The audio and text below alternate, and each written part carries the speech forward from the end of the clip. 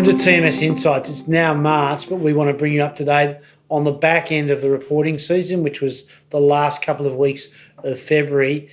Ben, when we last spoke to viewers, we were comparing how well the reporting season had gone. Just in terms of summary, it seemed to keep going pretty well.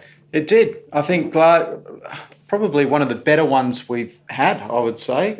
You normally expect one or two clangers, and we didn't really get one this time around, which was good to see. I think broadly, there's pretty much of all the companies we've got, there's still a clear pathway of growing earnings.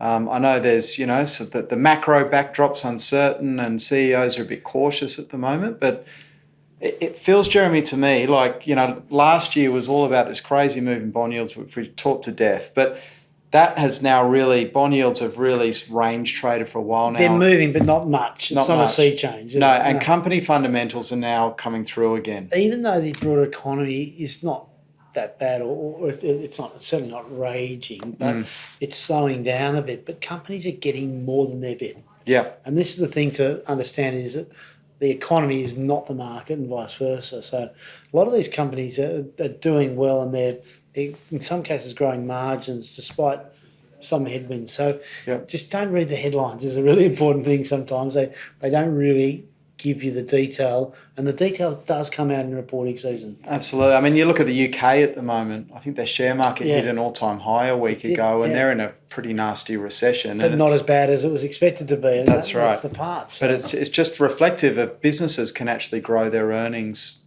during downtimes in the economy. Yeah, and it doesn't mean inflation's not an issue. It is. No. Yeah. But let's get into these reports, because it is the time we lift under the bonnet, listen to the CEOs and get to ask questions. Ben, let's talk about Macquarie Group. So that was a trading update. It was pretty important because they've got some big things on the go. They do. And we've seen some pretty average results from the US investment banks, you'd say. Goldman's was a shocker. And Macquarie, again, like it's a combination of the diversity across the group. They're not all in one area. Investment banking had a horrible quarter, half year last year.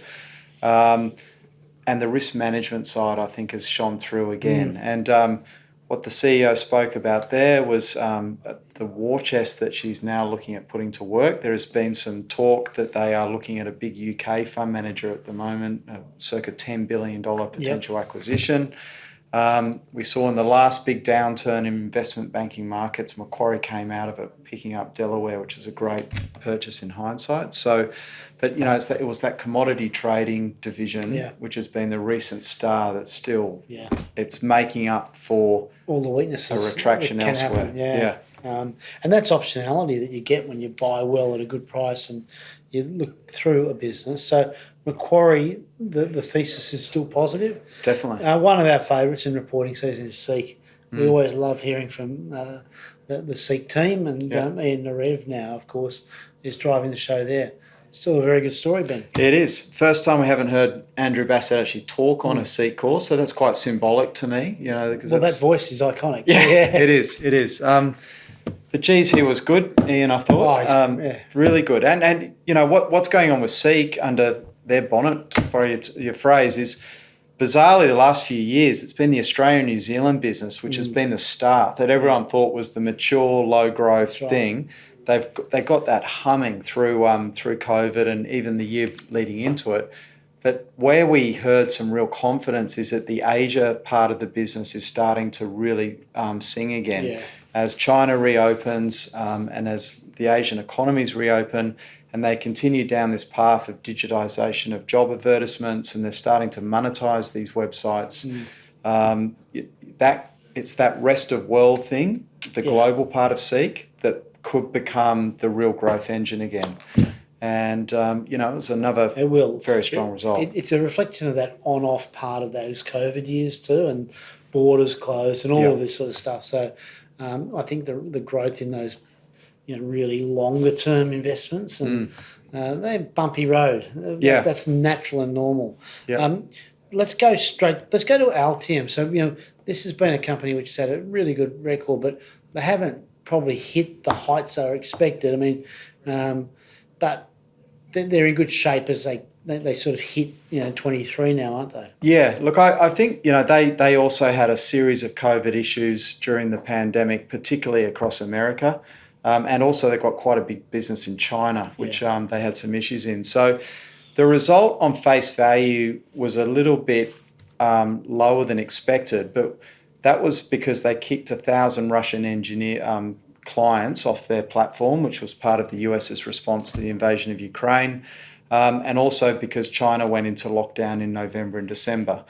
However, looking forward, Aram, the CEO, it was as upbeat as I've heard him in some time. And one key statistic he gave the market that I really latched onto was that before, for the last decade or so, the sales cycle's taken about 6.5 weeks. Once a client makes an inquiry to go on to our team, 6.5 weeks to get them on the platform, close a deal. It's now at about 2.5. Yeah, right. And he believes that most companies that are, as they move everyone into the cloud, onto Altium 365, they've almost already made the decision that they have to be there. And it's just about trying to get a decent price to go onto it. So I think you're going to see this one really start to accelerate in the next few years again. Yeah, good. WiseTech's result was lauded in a sea of, I guess, good results. A pretty outstanding one. That was the best one I heard, and there was a string of news. But the core business is becoming a beast. 24 of the 25 largest logistics companies globally now outsource exclusively CargoWise. There is no competition. No. They've spent $750 million building out this platform. There never will be another competitor. But the big news was that the world's largest freight forwarding company, which is the only one that hasn't gone on to CargoWise because they're seen as one of the best operators, a Swiss business, has signed on to WiseTech's new customs platform, which we hadn't really heard a lot about.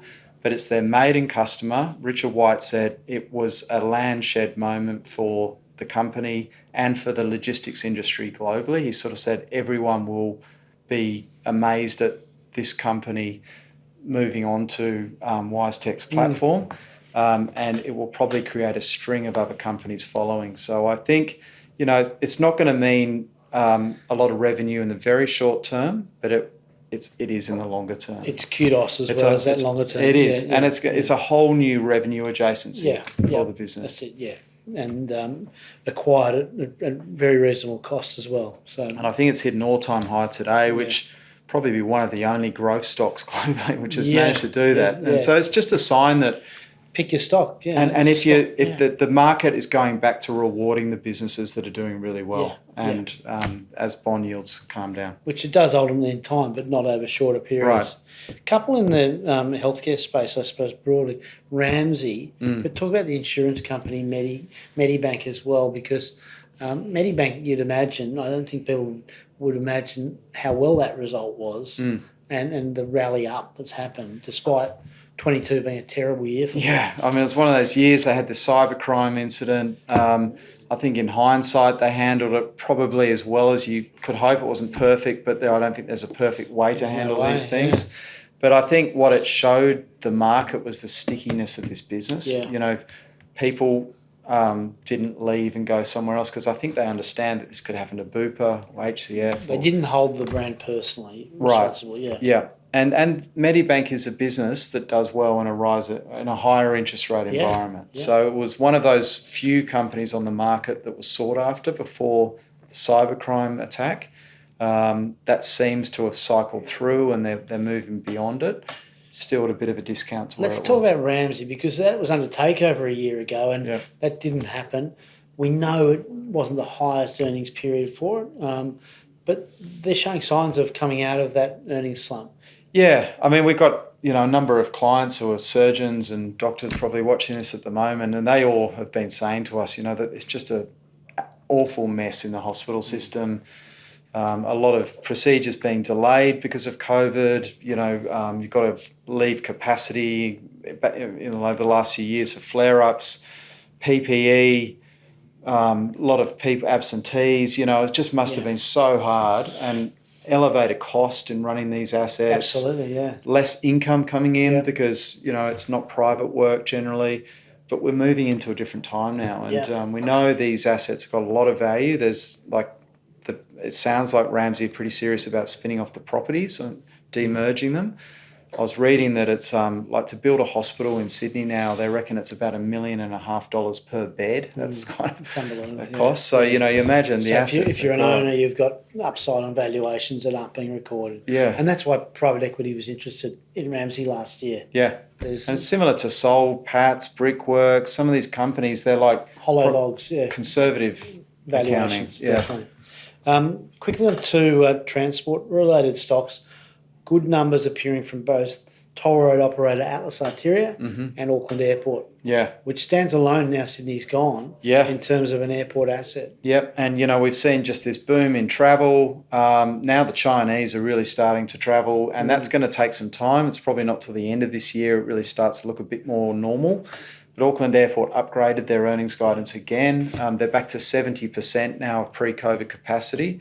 I think it'll probably overshoot over the next couple of years, as we've seen, pretty much everywhere else in the world. Yeah. But particularly because the Chinese are really enamoured with New Zealand, and that was the number one nationality going through. And we know that they'll come back. Yeah. The beautiful thing about Auckland Airport versus Sydney, which we lost, but Auckland is the only gateway into New Zealand. So as opposed to Sydney Airport, if you want to come to Australia, you can fly internationally to Brisbane, Melbourne, Adelaide, Perth. If you want to go to New Zealand, you have to fly through Auckland or Queenstown, which they own as well. Yeah. Lastly, Mineral Resources, which has been a tearaway stock. And again, we mentioned the last video about Wesfarmers and their lithium exposure. Mineral Resources has had a canny knack of combining and really growing a massive lithium business, Ben. So their result was well received. Yeah, they'll be the fifth largest lithium producer globally this year. Chris Ellison must be the most energetic guy I've ever come across. Like the number of things he's doing is that he's got these gas plays over in West Australia. He's still got all the iron ore stuff. They're developing a new iron ore asset.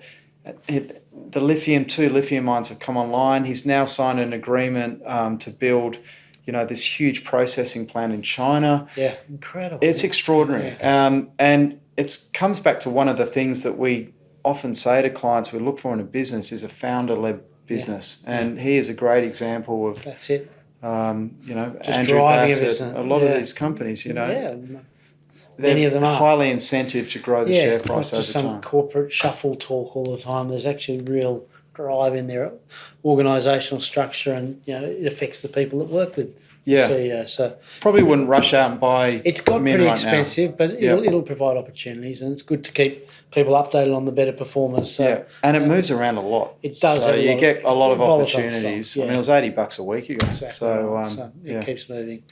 Well, that's all we've got time for now. It was a good reporting season. We'll be in touch with reviewing how things look, and of course, be in touch with us if there's anything you'd like to ask.